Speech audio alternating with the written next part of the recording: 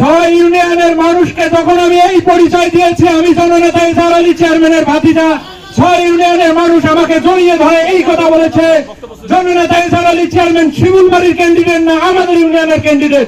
আমি তখন তাদেরকে বলেছি কিভাবে তিনি কাশীপুরের ক্যান্ডিডেট, কিভাবে খড়িবাড়ির ক্যান্ডিডেট। তারা বলেছে আমাদের স্থানীয় নেতা যখন আমাদের অনেক সমস্যার সমাধান করতে পারেনি তখন সেই সমস্যার সমাধান হয়েছে সোনালী ব্যাংকের পিছনে জননেতা ইজাহার আলী চেয়ারম্যানের বাসায়। বিগত উপজেলা পরিষদ নির্বাচনের যারা নির্বাচিত হয়েছে তারা কিরকম তাণ্ডব লীলা চালিয়েছে, কিরকম সন্ত্রাসী কর্মকাণ্ড করেছে আপনারা সবাই জানেন।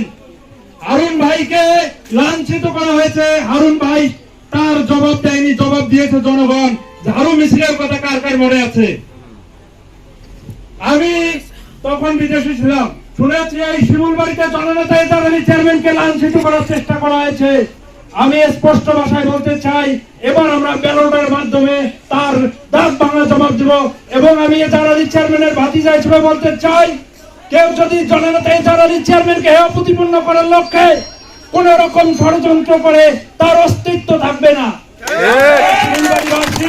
ঐক্যবদ্ধভাবে জননেতা ইজাহার আলী চেয়ারম্যানকে নির্বাচিত করার জন্য আপনাদের আত্মীয় স্বজন সবার মাঝে জননেতা ইজাহার আলী চেয়ারম্যানের বার্তা পৌঁছে দেবেন এই আশা ব্যক্ত রেখে আগামী 29 তারিখ পোড়া মার্কার পক্ষে ভোট চাই। আমার সংক্ষিপ্ত বক্তব্য এখানে শেষ করছি। আল্লাহ হাফেজ।